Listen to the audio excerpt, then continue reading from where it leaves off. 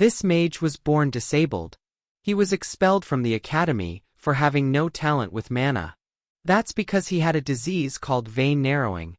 Literally, his blood got stuck in traffic even inside his arm.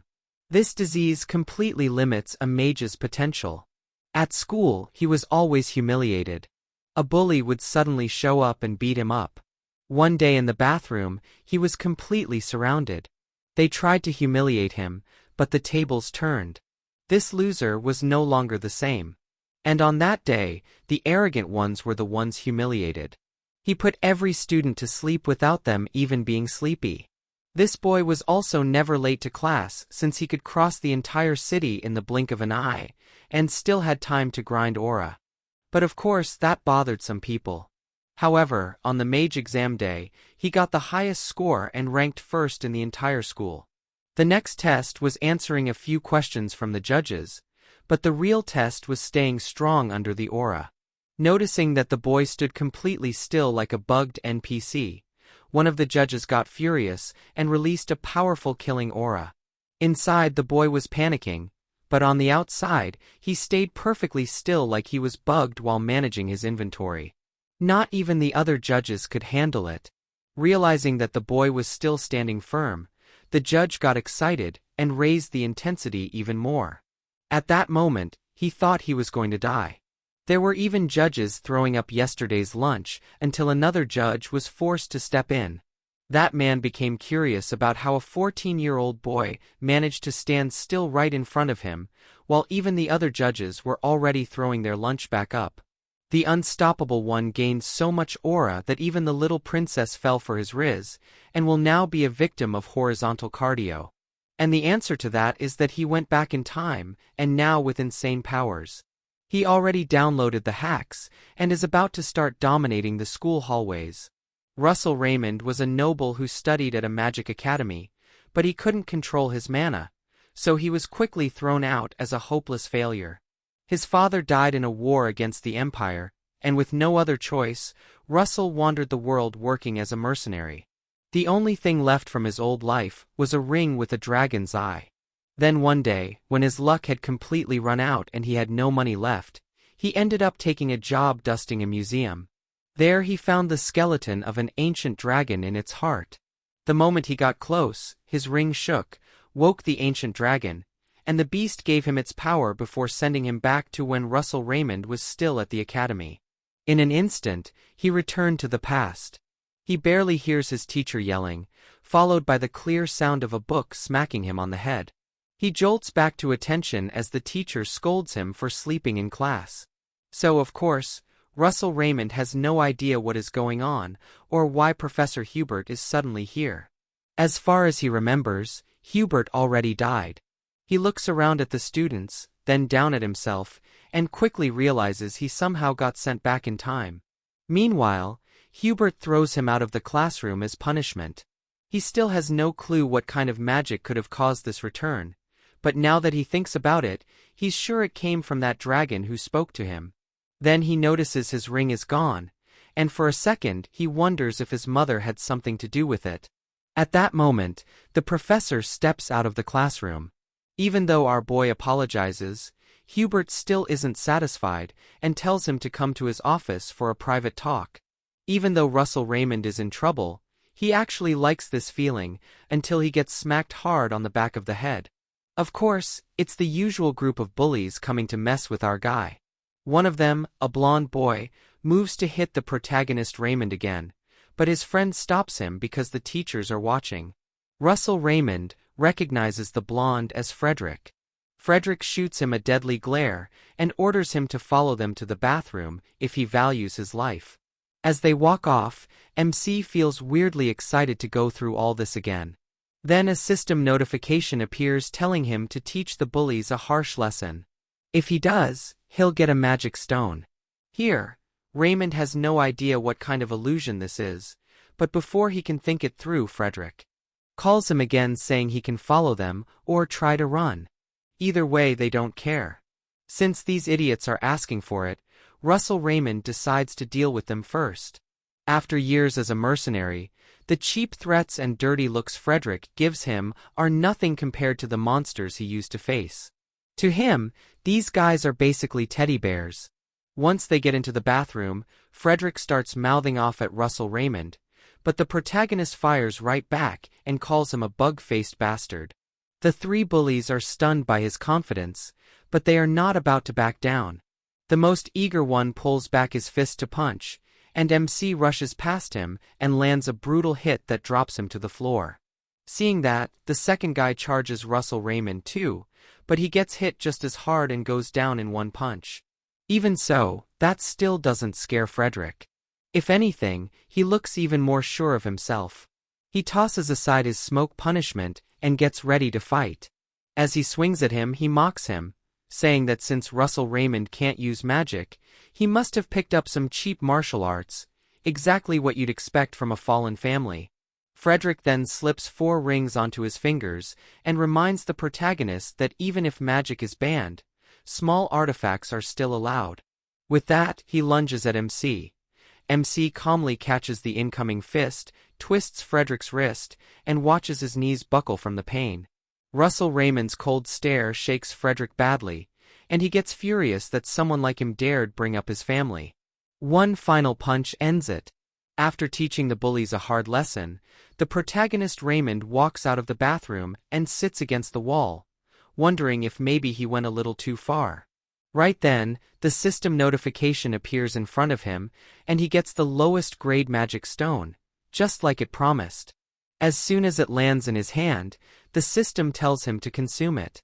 Russell Raymond isn't sure if he should really eat it, but he figures this may be another gift tied to his second chance at life. So, he starts chewing the stone and realizes it actually tastes good. Suddenly, a red energy called mana rises around his body. It wraps around him, and the screen says he gained the mana inside the stone. Then he feels something in his chest and panics for a moment. Soon, snorts. He understands what's happening and puts his hands on his chest to steady himself. He notices the mana he consumed is flowing out, so he calms down and lets it work. The screen appears again and says the mana in his circle is increasing. The mana isn't just increasing, it is being absorbed by the magic circle around his heart. He stays calm and is glad things are finally stabilizing. Then he smiles because this feels like finding hidden treasure. With this new method, he might finally beat the narrow mana vein that always held him back. He thinks about his family's fall and getting kicked out of the academy. As if that weren't bad enough, he also had to live as a third-rate mercenary. Now it looks like he can finally change that future. He heads down the hall feeling renewed, and soon after Russell, Raymond knocks on Professor Hubert's door and is told to come in. He steps inside and the old man tells him to sit.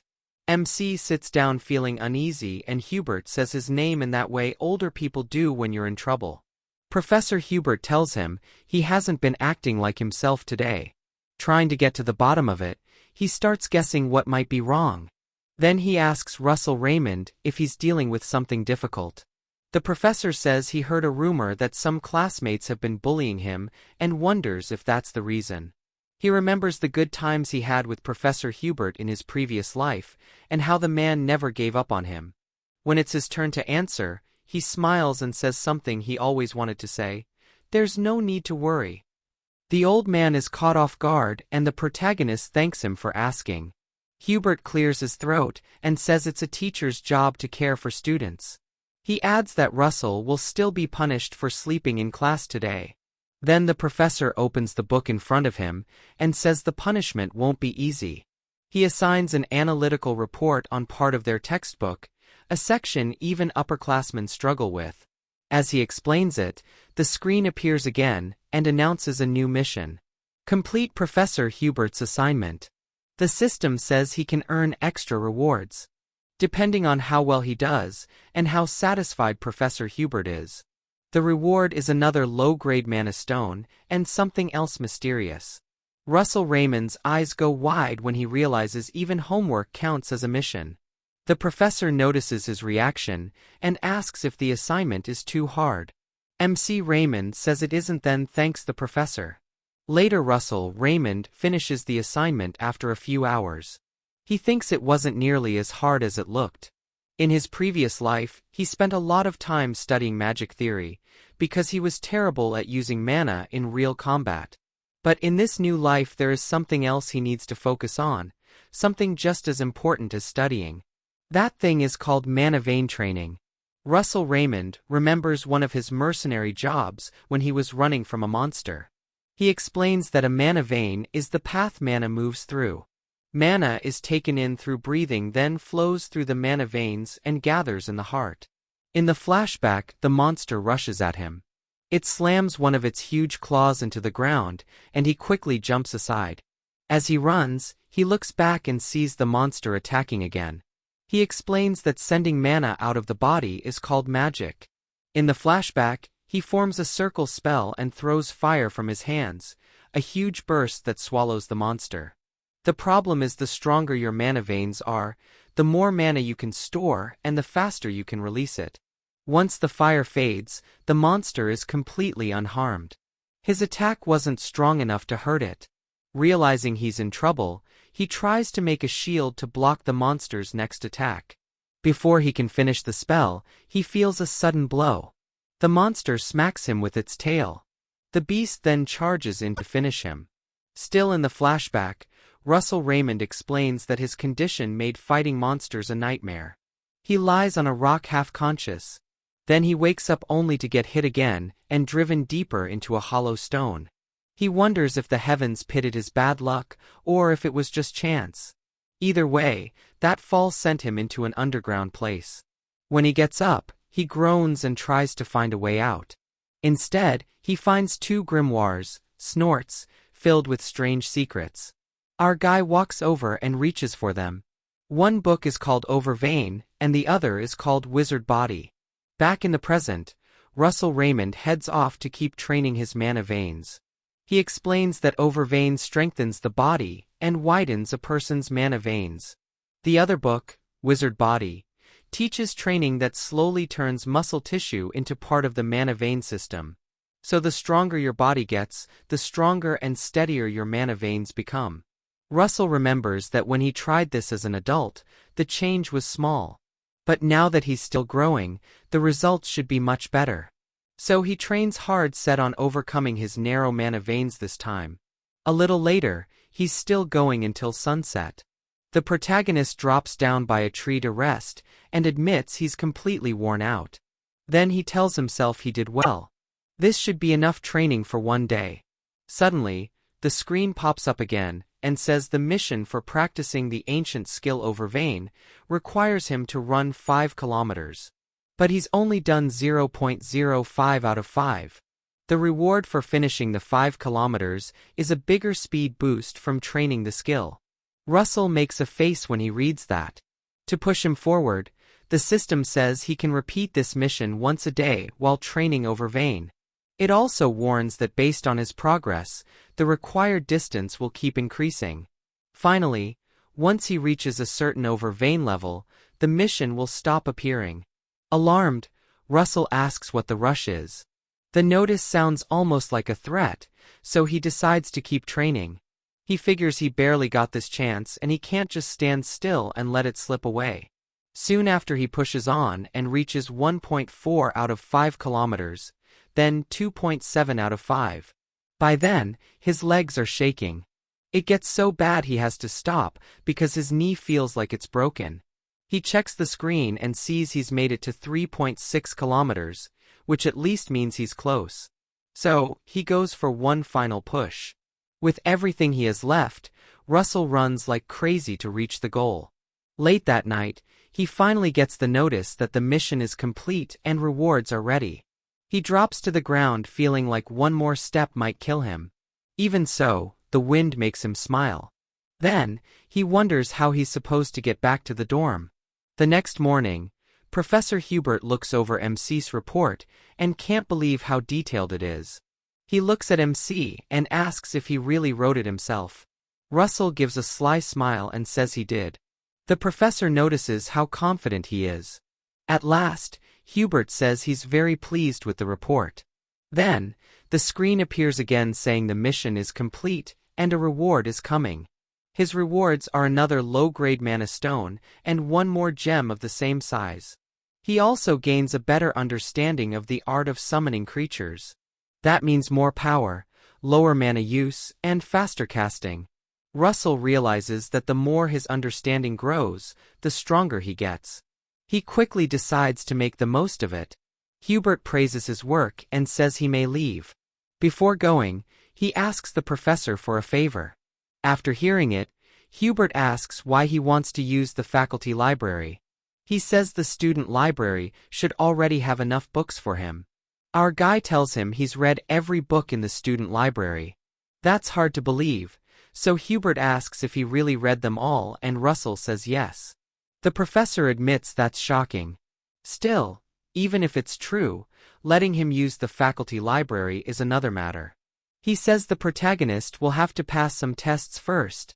The protagonist brightens up and agrees that's only fair. Soon after, several mission windows appear, all tied to finishing the tasks Hubert gave him for rewards. While running, MC thinks about how many assignments the professor gave him and decides the man is seriously demanding. Still, since stronger theory means stronger magic, he decides it'll be worth it. He vows to gain access to the academies. Advanced knowledge no matter what. Eventually, he remembers each mission also gives him a mana stone, so it's a win in two ways. While drinking water, someone walks up and calls him by his full name. The boy's name is Antine Frederick, and he seems connected to Coma. Antine says Coma, his friend, had to suffer because of him. He shoots back asking what's wrong with that and whether Antine came to get revenge. Antine laughs and says coming all this way just for revenge would be ridiculous, and his friends laugh too. He tells the protagonist to stop fooling himself. Nobody would bother getting revenge on worthless trash like him. Antine says he'd rather just crush him. As he walks past, he deliberately bumps into Russell and reminds him they'll meet in class. MC remembers they have one soon and wonders why Antine sounds so sure. And he suddenly recalls that the class they share is practical magical combat, where students are judged through training fights against each other. The bad part is that in his past life, Antine always humiliated him in that class. He remembers Antine beating him with fire magic and standing over him, smiling and mocking him for having weak mana veins. Russell can't believe he forgot they had to do that. He decides he needs to get ready fast, better late than never. Then the screen tells him he has a new mission: reach the second circle by raising his understanding of the attributes he already has.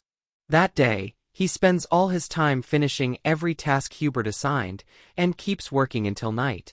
The next morning, he carries a stack of papers to the professor's office to turn in the assignments. The system shows several notices for each task, telling him the missions are complete and rewards are now available. That night, Russell returns to the dorm after a productive day and decides to check his rewards. He looks at around 10 mana stones the system gave him and wonders what to do with them. As he picks them up, doubt starts creeping in. He wonders if his body can handle several mana stones at once without something going wrong. In the end, he accepts the risk and grabs them, telling himself he has to trust all the training he's done.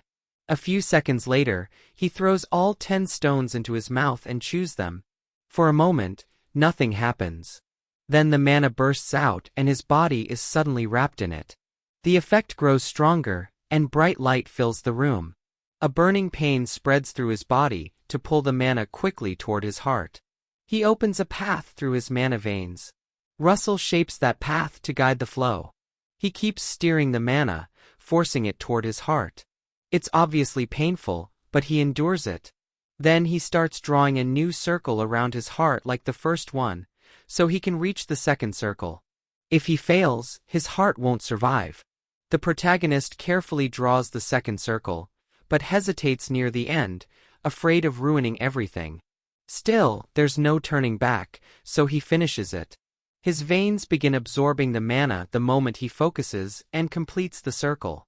Russell refuses to give up, no matter the cost.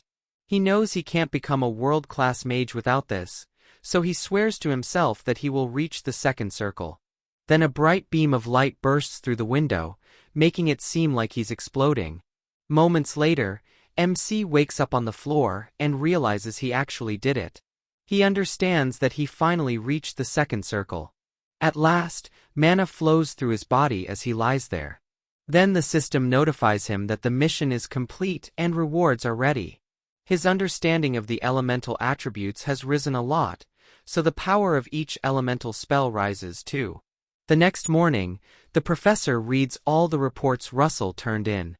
He blurts out in surprise and admits he can't believe he finished all those tasks in such a short time. Then he says there's one final question before he can allow access. It's a more basic question than the others. Which of the 4 structures that make up magic is the most important? The question stuns the protagonist, and he goes silent. Hubert notices and starts to regret asking his student something he himself only figured out recently. Not wanting to overwhelm him, the professor quickly stands and offers to ask something else. But Russell, who had been quiet the whole time, starts answering anyway. Hubert is surprised by MC's confidence, shocked that he actually has an answer. The professor stops talking and listens. MC finally says the most important part of magic is the caster's mental image. For a moment, the professor pauses and thinks about that answer. Then Hubert asks why he believes it. Russell thinks carefully before replying. He says magic is the act of bringing something into the real world through mana. That process is divided into 4 different stages. The first is assimilation, where you learn the rules behind natural phenomena. The second is mental imagery, where you picture what you learned in your mind. The third is construction, where you build formulas to make that image real. The last stage is manifestation, where the magic appears in the real world through the formula. He adds that construction and manifestation can be learned through study and hard work, but mental imagery is different. It doesn't come from effort alone. What decides its level is courage, the nerve to break past your limits and imagine freely. To prove it, Russell holds out his hand and makes a small flame. He says he can picture that flame as an arrow. If he does, it becomes a second circle spell, Fire Arrow. Just like that, the fire in his hand takes the shape of an arrow. Then he adds that he could imagine it something else instead. The flame would follow that image and become something completely different. He explains that you shouldn't trap your imagination with limits, because that's how you can create something the world has never seen. The professor listens closely and agrees with every word. Russell Raymond says it all starts with understanding the world, then bending its rules to create something.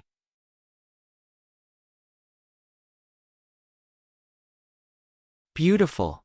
He puts out the flame and finishes with total confidence. Professor Hubert has been listening the whole time, thinking how remarkable the protagonist has become. At last, he speaks. He says MC proved exactly what he suspected. Smiling, Hubert tells him the student library is too small for him now.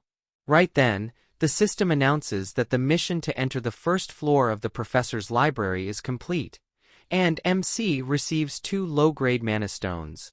Later that day, he enters the first floor of the professor's library.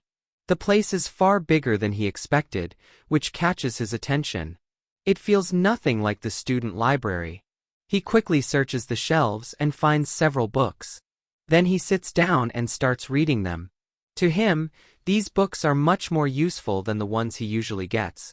Suddenly, a woman steps into the library and watches Russell Raymond from behind. She finally speaks, saying he picked a very interesting book. The protagonist, Raymond, is startled by the voice and realizes he isn't alone. He drops the book and spins around, but strangely, no one is there. Then he notices the woman has somehow moved right in front of him, and she gestures for him to look ahead. Dressed like a mage, she seems familiar, and Russell Raymond recognizes her. The woman smiles, and he realizes she is Daria Snow White, master of the Tower of Flame. He quickly greets her and introduces himself. MC instantly feels uneasy around her. That's because she has reached the 8th circle, something only a few people in the world have done. Even though she is over 80, she uses immense mana to keep a youthful look. She leads the highest-ranked magic tower of the Red Tower faction, the Tower of Flame. Daria Snow White is surprised that he knows who she is. She suddenly pulls out a giant lollipop and quickly calms him down, saying he doesn't need to be nervous. Then, wondering how a student got access to the professor's library, she turns and asks him.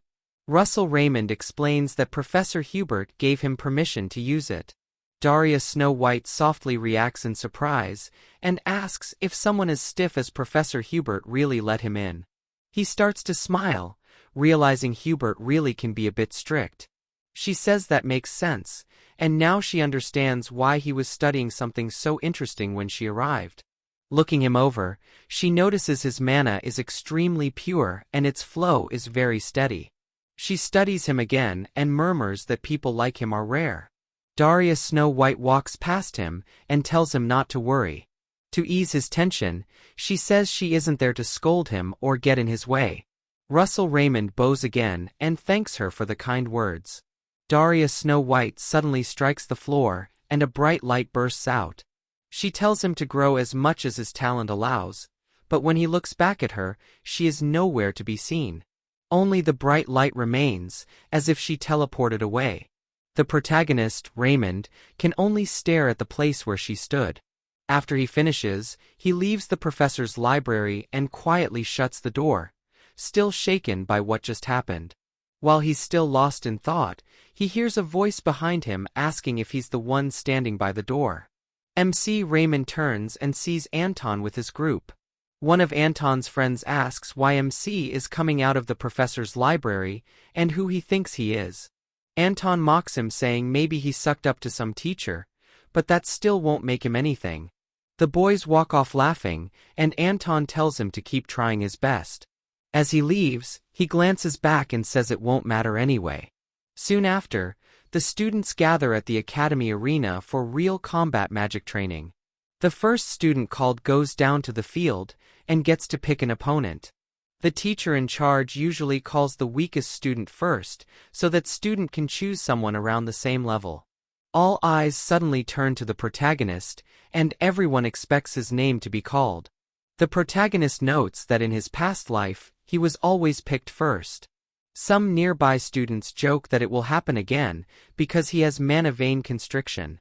One of them immediately begs MC to pick him if he gets called so he can boost his grade this semester. Another student says not to choose that idiot, and to pick him instead. The teacher notices the noise, and orders everyone to be quiet. Then he starts naming the first student.